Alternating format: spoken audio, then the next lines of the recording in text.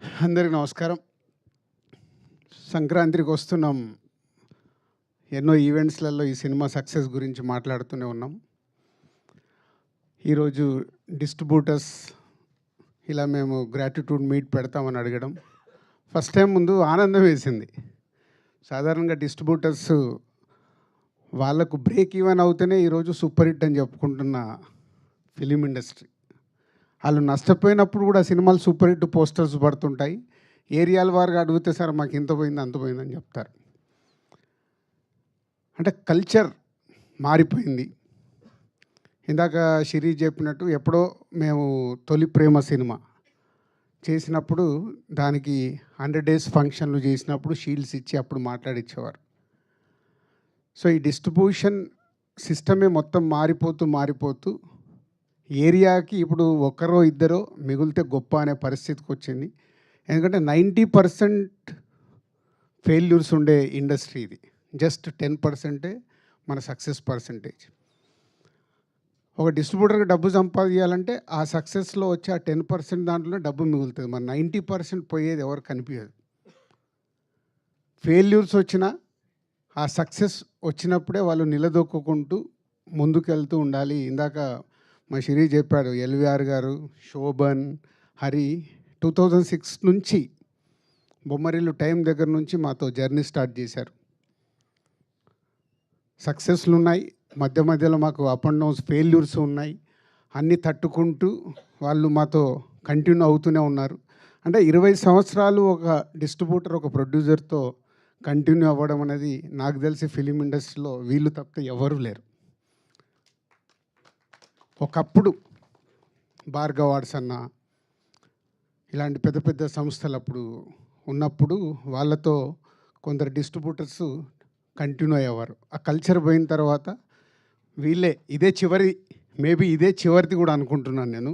ఇలా 20-25 years journey చేయడం ఒక ప్రొడ్యూసర్స్తో డిస్ట్రిబ్యూటర్స్ అనేది ఇంపాసిబుల్.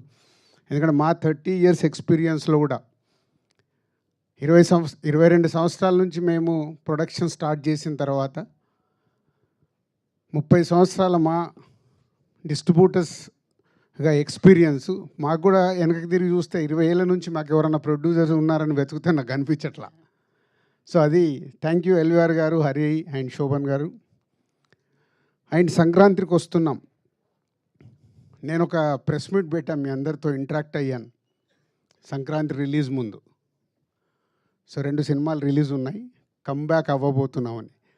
అవుతామో లేదని తడబడే లోపే అనిల్, ఎందుకు సార్ మీరు అంత కాన్ఫిడెన్స్గా మీరు స్టేట్మెంట్ ఇచ్చిన తర్వాత అవ్వకుండా ఎలా పోతుందని సంక్రాంతికి వస్తున్నాంతో ఒక సెన్సేషనల్ హిట్.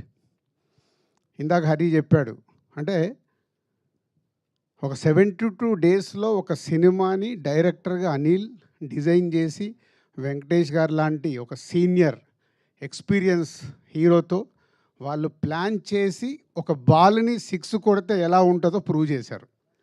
అంటే బడ్జెట్లు ఇంపార్టెంట్ కాదు, కథలే ఇంపార్టెంట్. కానీ ఇది మర్చిపోతాం. మేమన్నీ కూడా కథలతో మొదలుపెట్టిన సినిమాలే కొత్త దర్శకులతో తీసినప్పుడే మేము మా సంస్థలో ఎన్ని క్లాసిక్స్ వచ్చాయో, ఎన్ని సక్సెస్లు వచ్చాయో అందరికీ తెలిసిందే. మేము కూడా అందరిలాగా కాంబినేషన్ సినిమాలకని అటు కొంచెం లాస్ట్ 4-5 ఇయర్స్ నుంచి తడబడుతూ ఉన్నాం.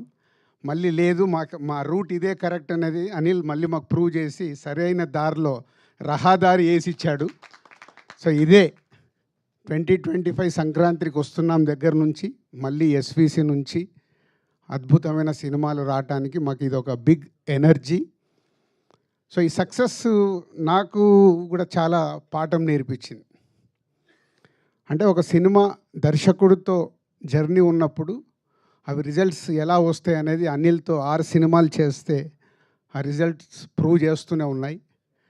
మా ఇద్దరి మధ్యలో పెద్ద సంభాషణ ఉండదు. సార్ నేను ఇలా అనుకుంటున్నాను, స్టోరీ చెప్పేస్తాడు అనిల్. సరదాగా వచ్చి టీ తాగుతూ ఒక 1/2 అవర్ 40 మినిట్స్లో స్టోరీ చెప్తాడు. అక్కడే జరుగుద్ది మా కాన్వర్సేషన్. మళ్ళీ దీనికోసం సిట్టింగ్స్ అని ఎప్పుడు ఉండదు. తర్వాత అంతా అయిపోయిన తర్వాత పిలుస్తాడు, సార్ ఎడిటింగ్ అయిందో వచ్చి చూసుకోండి. అంత క్యాజువల్గా, అంటే ఎక్కడ అనిల్తో తీసిన 6 సినిమాల్లో నాకు గుర్తుండి ఎక్కడ ప్రొడ్యూసర్గా నేను స్ట్రెస్ ఫీల్ అవ్వాల. ఒక కంఫర్ట్.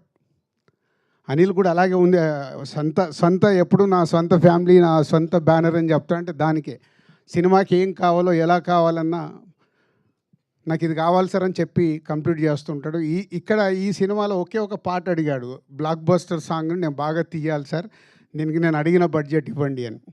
అలాగే దాని విజువలైజేషన్లో అద్భుతంగా తీసి ఈరోజు ఈ సినిమాకి అదొక రీజన్ ఇంత పెద్ద సక్సెస్కి. Thank you Anil, thank you very much.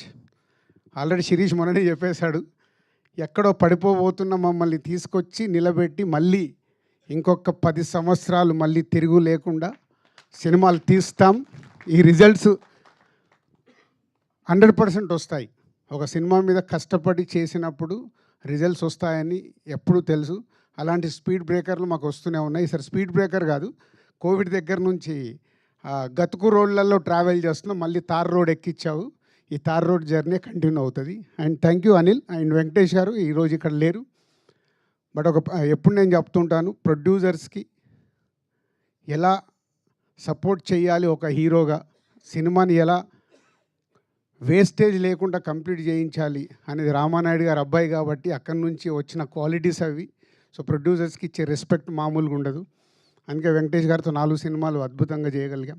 So thank you sir, మీ సపోర్ట్ మీరు ఇచ్చింది ఈ సినిమాకి.